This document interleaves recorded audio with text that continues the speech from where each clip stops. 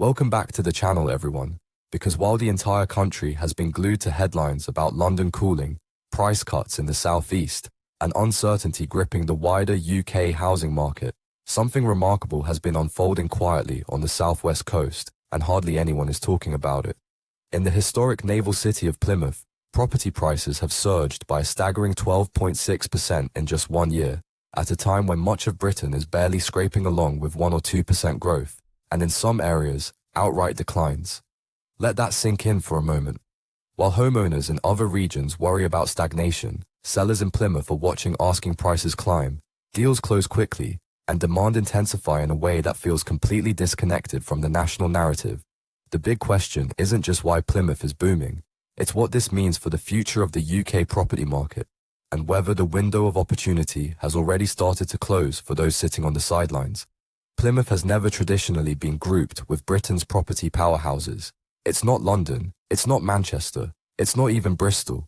Tucked away in Devon, overlooking the English Channel, it has long been seen as peripheral to the main engines of economic growth. And yet, in this challenging high interest rate environment, it is quietly outperforming nearly every major city in the country. Mortgage rates remain elevated compared to the ultra-low era of the 2000s. Inflation has squeezed household budgets. Consumer confidence has wobbled. Recession fears have come and gone in waves. On paper, this should be a recipe for flat or falling house prices. But Plymouth has defied the script. To understand why, we have to look beyond simple supply and demand headlines and examine the deeper structural shifts reshaping Britain. The first major driver is transformation. Over the past decade, Plymouth has undergone a gradual but powerful regeneration. Waterfront areas that once felt underused have been revitalized. Former docklands have been redeveloped into attractive residential and commercial zones. Public spaces have improved. Connectivity has strengthened. Transport links to London and the Midlands have become more efficient, reducing the sense of isolation that once held the city back. Infrastructure investment doesn't always grab national headlines, but it quietly changes how a city is perceived, and perception in property markets is everything. When people start to see a place differently, prices follow. Then came the pandemic, and this is where the story accelerates dramatically. Remote working didn't just tweak the housing market, it reshaped it. For decades, high earners were tethered to expensive metropolitan centers because daily commuting was non-negotiable.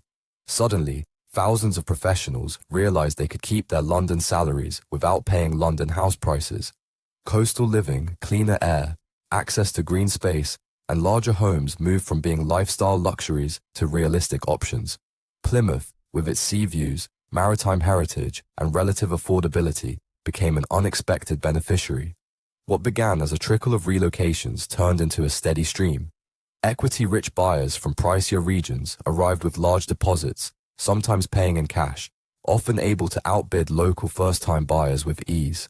When demand surges and supply remains tight, prices respond rapidly. That 12.6% growth figure isn't random. It's the mathematical outcome of intensified competition in a constrained market. But it's not just remote workers. University of Plymouth plays a significant role in anchoring the local economy. Universities are economic engines. They attract young talent, generate research, create spin-off businesses, and provide a constant flow of renters who often become long-term residents. Students arrive, fall in love with the coastal lifestyle, graduate, and choose to build careers locally, particularly in marine science, engineering, and environmental sectors where Plymouth has genuine expertise. This creates a pipeline of demand that feeds both the rental and purchase markets year after year. Add to that the city's deep-rooted military presence. As one of the principal bases of the Royal Navy, Plymouth benefits from steady government investment and a consistent population of service personnel and defense contractors.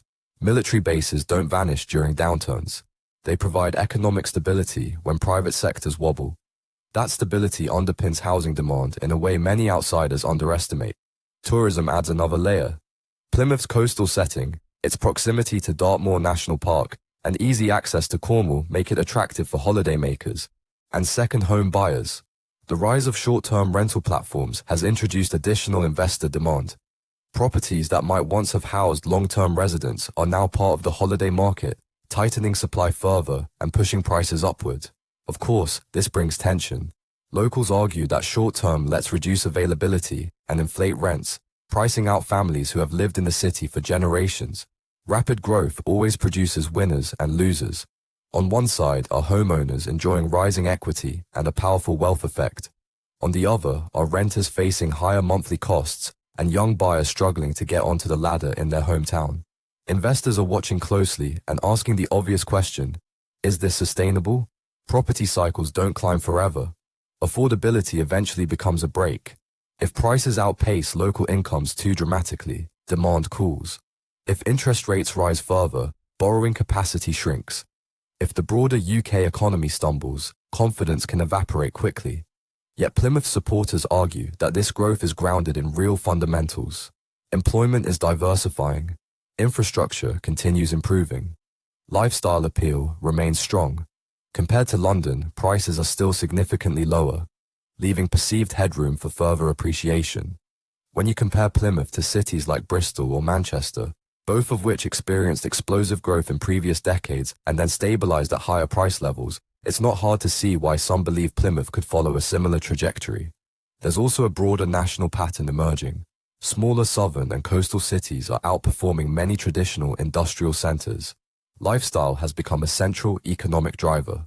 Digital infrastructure means physical proximity to London matters less than it once did. If high-speed broadband and flexible working remain permanent features of the economy, cities offering quality of life at relative value will continue to attract migration. However, there are warning signs worth noting. Rental yields are beginning to compress as purchase prices rise faster than rents. Insurance premiums on coastal properties may increase over time as climate risks intensify. Public services, from GP surgeries to schools, are feeling strain from population growth. Social infrastructure must keep pace, or the very quality of life attracting newcomers could erode.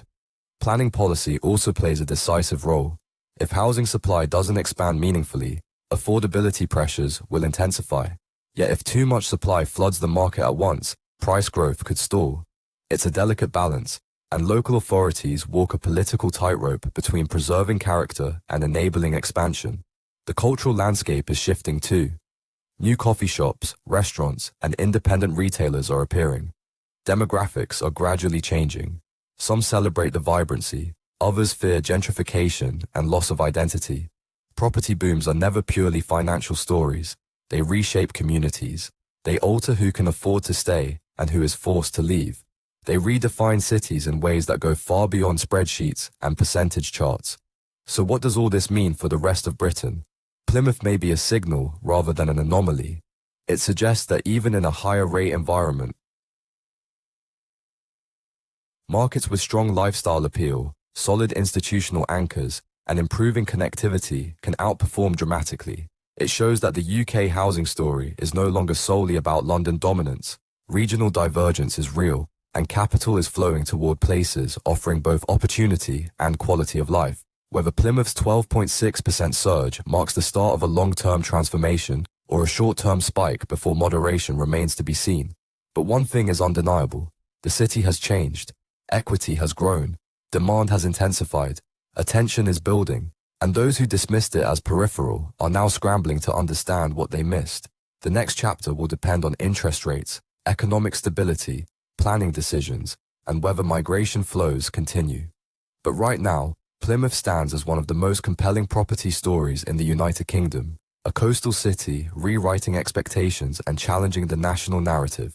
If you want to stay ahead of where the UK housing market could be heading next, make sure you like this video, subscribe to the channel, and turn on notifications, because we'll continue